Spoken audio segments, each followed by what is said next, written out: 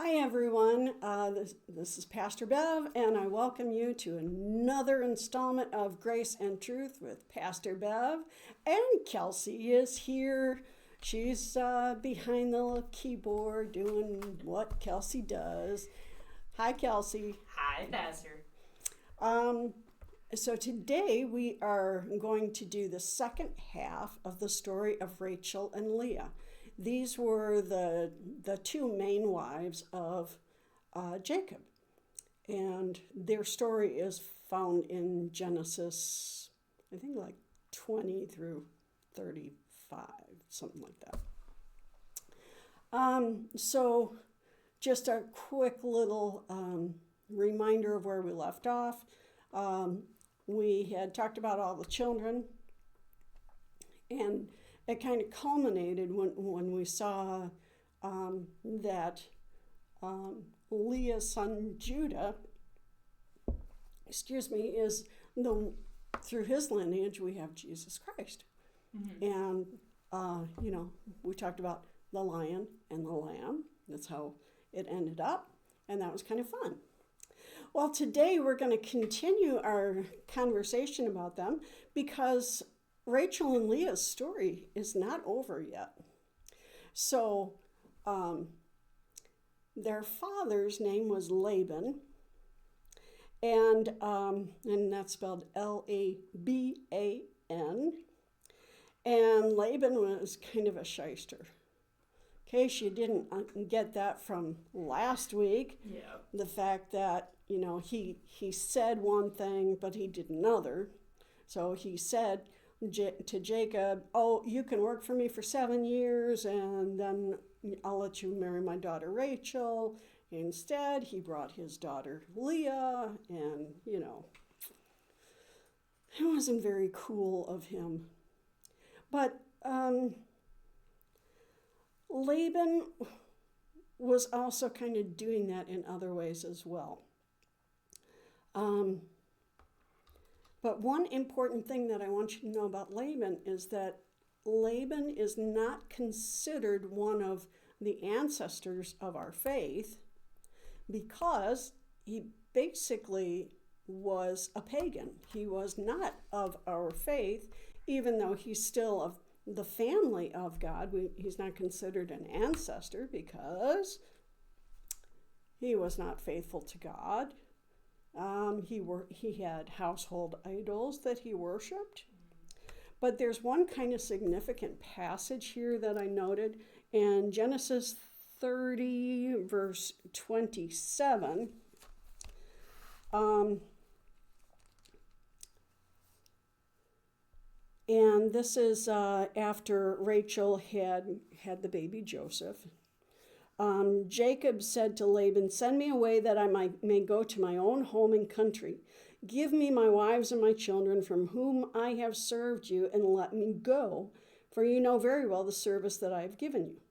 I mean, he worked for 14 years and 1 week just for his wives.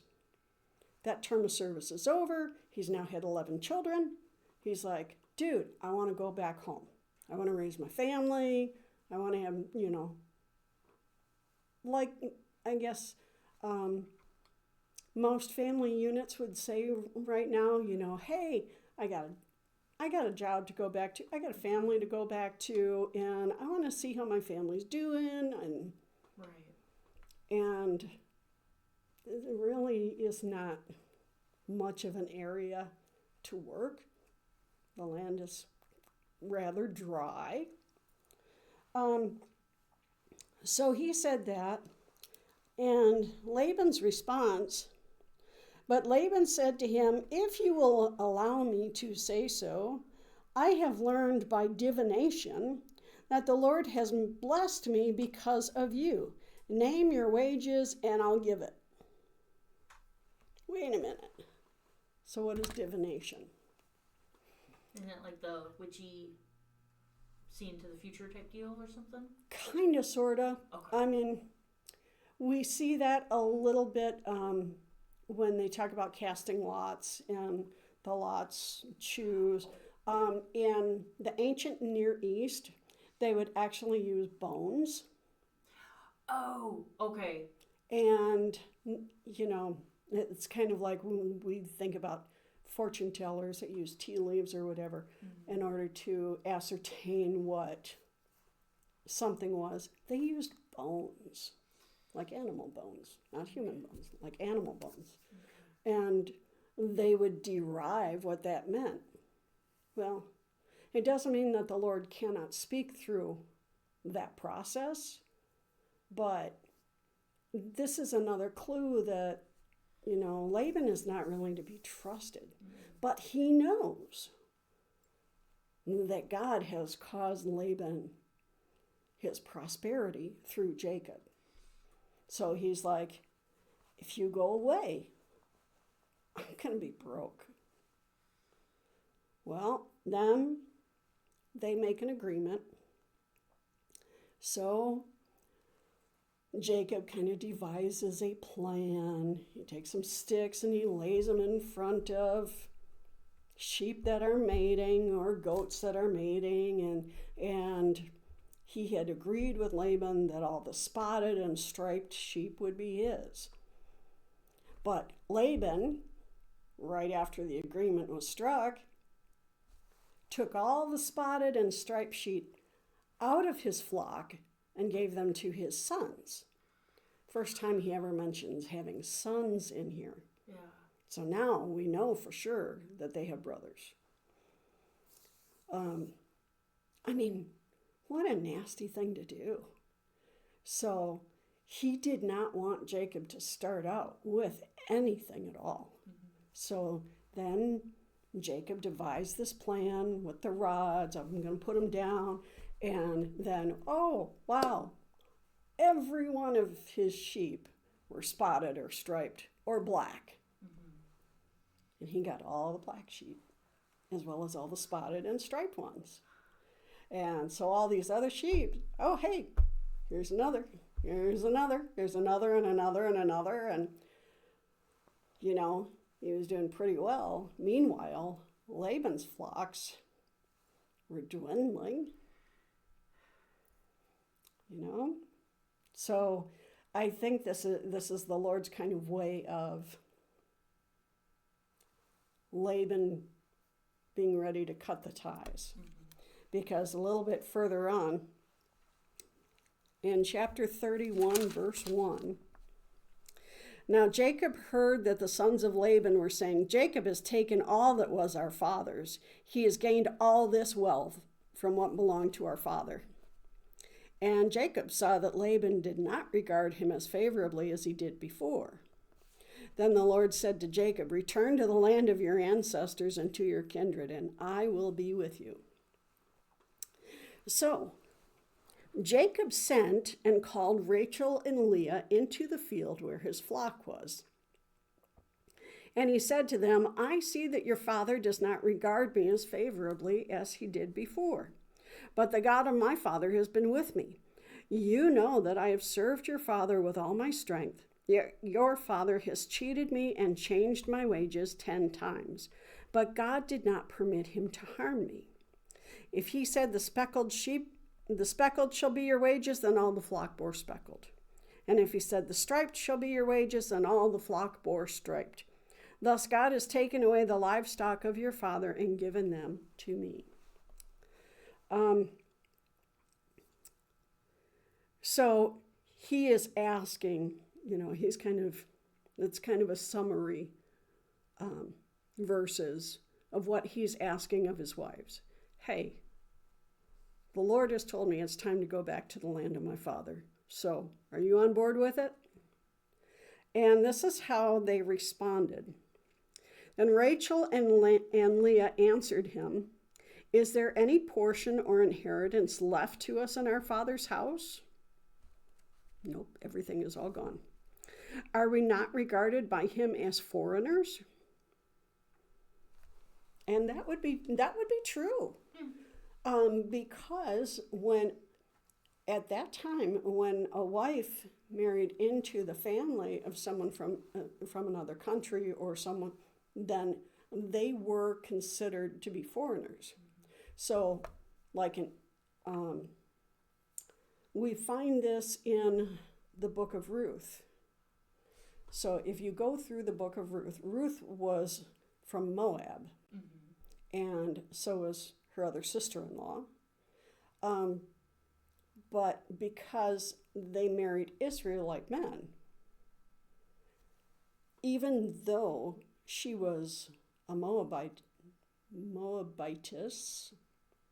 that was a hard word to say, when she came back with Naomi, she was Naomi's daughter, she was her husband's wife, so she was really accepted more in the Israelite community than, yeah. So she was accepted as Naomi's daughter. Sorry, I kind of lost my train of thought there. So that's one of the things. And then they said, for he has sold us and he has been using up the money given for us. All the property that God has taken away from our father belongs to us and to our children. Now then, do whatever God has said to you. So what do you think about that word, for he has sold us? Well, he basically did. But this is where the knowledge of a dowry comes in. So, funny story. When my husband and I became engaged, he said to my mother, I'll be expecting a dowry pretty soon. And she's like, what? And he said, a couple pigs, chickens, And she's like, what? She never quite really comprehended it. And she got more than a little angry about it. She's like, well, you're out of luck. Not in so many words. And, it's something that we laughed about because we don't have dowries anymore. That's long gone. But a dowry was very significant for a woman in the ancient Near East. It's what's called a bride price. Now, question. Do you think that dowries or bride prices still exist? In some cultures, yes. You are absolutely correct. Yeah. Because when our son married a woman from Tanzania, he had to pay $1,000 bride price to her mother. Wow. So, and in America, we think of that as like, what? That's crazy. But there was no concept of the kind of loving relationship that we think of, where two people fall in love. Because if that had been the case, it would have been Jacob and Rachel forever, heart hands, right? Everything. But that isn't. So the bride price or the dowry was significant to their tradition because every person within the family had a significant position within their family unit. So the bride price was to make up for the loss of that family member and whatever they would do. Now, we know that Rachel was a shepherdess. Well, wait a minute. For her father's flocks. So part of the 7 years of labor that he did for her was because she could no longer do those duties as she had before. Right. But yet I think she still did, because remember last time he called her his right hand. So we know that she played a very significant role in his decision making and everything else. And she probably had an important role in the striped and spotted sheep and black sheep too. But I don't want to put too much into it that's not there. But so Rachel and Leah were like, yes, let's go. Now, what would you do if your husband tells you, we are moving? What Pack would your you do? bags, sweetie. We're going to Beverly Hills. There you go, like the Clampets. Pack your bags, because here we're going. But what Rachel does is she waits until her dad's out of the house just before they leave, and she steals the idols, his kitchen idols. Oh, that's right. Yeah, that's right. So, this is pretty important. Why? If God told Jacob to go home, why would she feel that she would need the kitchen idols? Insurance, maybe? It could be.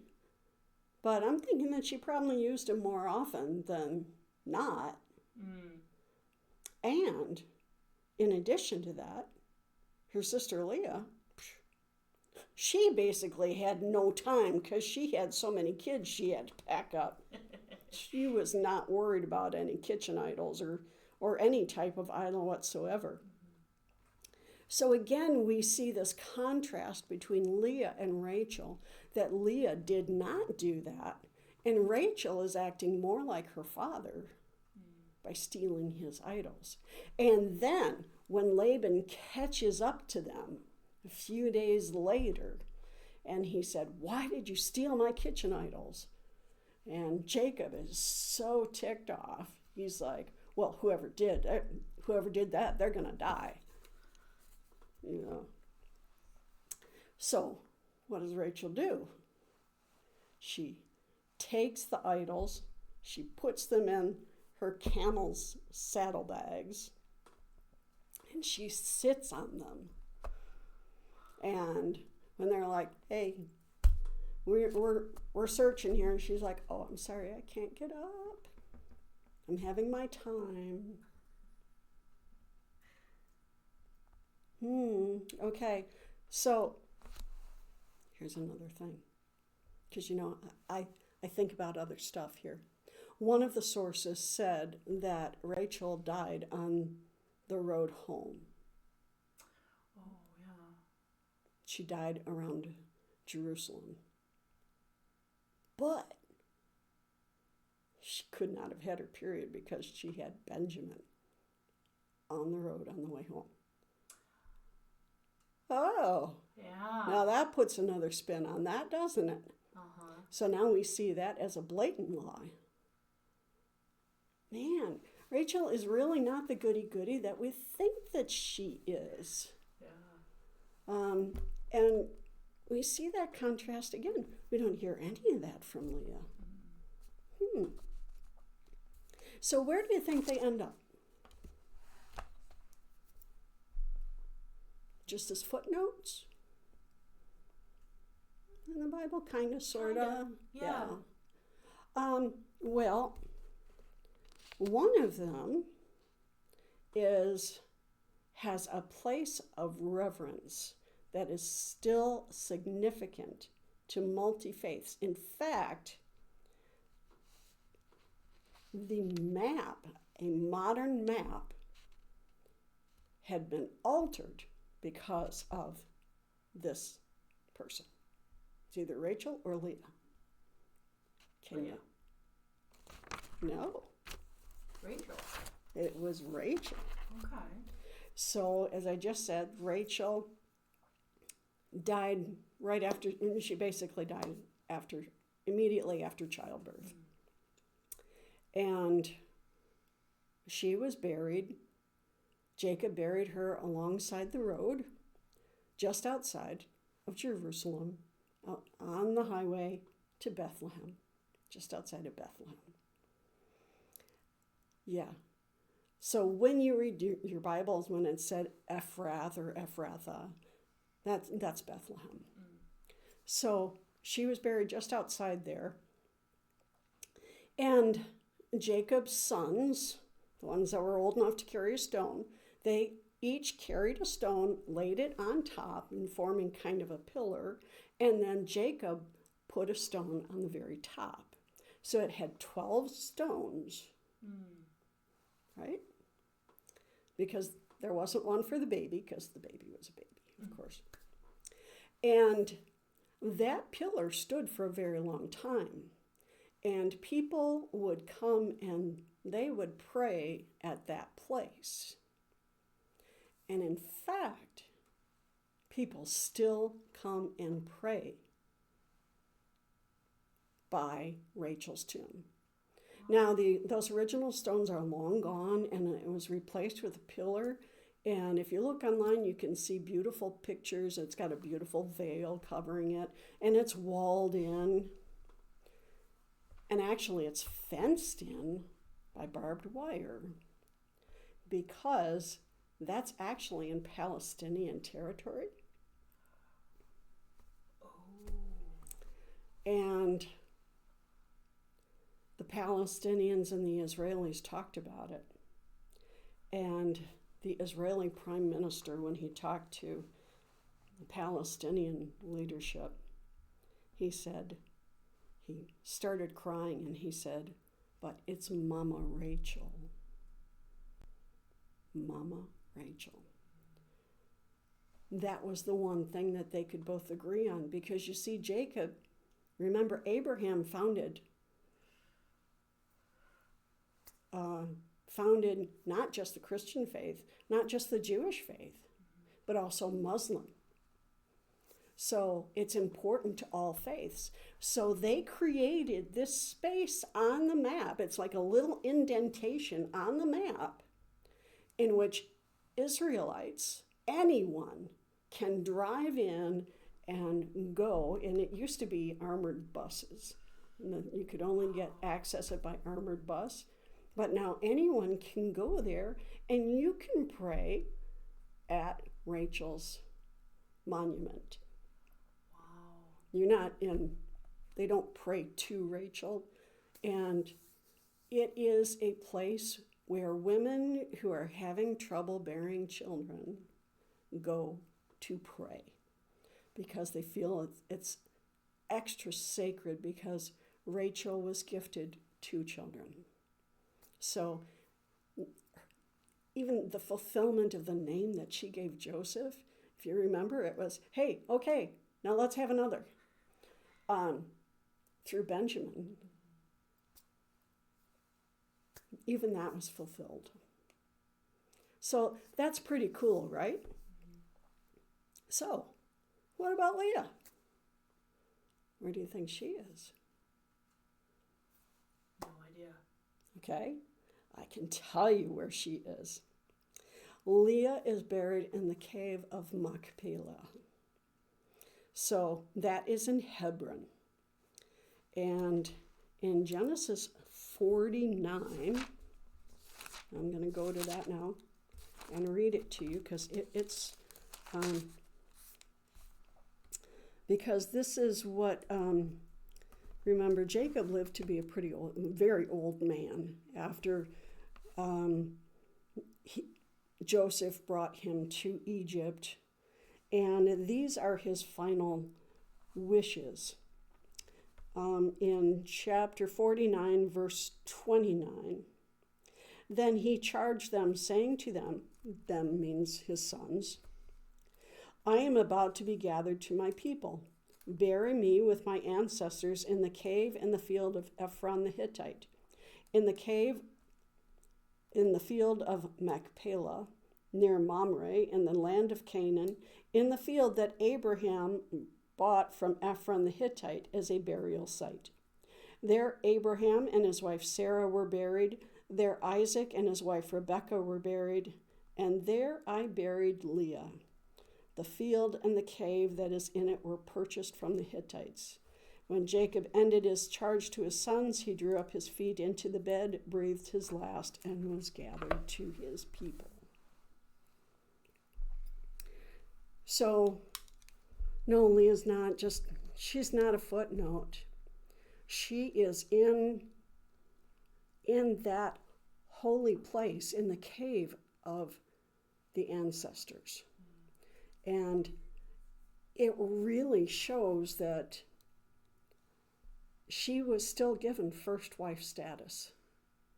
Rachel, beside the road, and it's sad, but yet it's not. But here we see Leah finally given her due, that she has that first wife status. And she is the one. And this is the wife that continually named her sons based on God. She didn't steal the idols. She didn't hide anything. She really didn't. And I think that her placement in that cave with the ancestors is really quite well deserved. And I really like that about, I think Leah is one of my favorite characters in the Bible now. I really, really do. Because it shows that even though Jacob didn't love her as much as Rachel, he did love her. Because he didn't ask to be buried up in Bethlehem, or down in Bethlehem, it's actually south. He didn't want to be buried next to Rachel on the side of the road. He could have. Mm-hmm. I mean, the boys knew exactly where it was, and they could have done that. They could have erected a new site. But instead, he wanted to be buried with Leah, which I think is just a very beautiful thing. So I hope that this is giving you some new insights into these two prominent women of the Bible. And here's one other thing that I want you to know. So a few years ago, it was found out, I think I watch a lot of genealogy shows, guys, sorry, but I'm just a genealogical nerd. And yes, anybody who knows me well would know that I'm a genealogical nerd.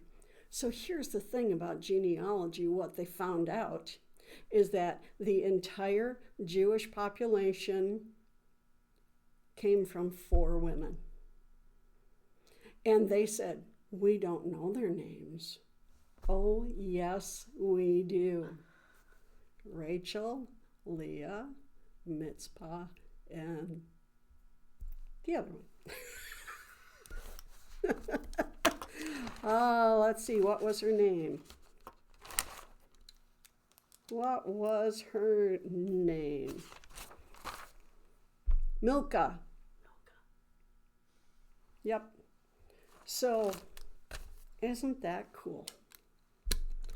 So, I hope you have enjoyed these 2 episodes. I have really enjoyed digging deep and learning more about Rachel and Leah. And I hope that you've enjoyed this too. And I hope that kind of gives you a new perspective. Both of these women from the Bible, they are foundational to our Christian faith, to Judaism, to Muslims. And I hope that you embrace that. And I'll find peace within that. So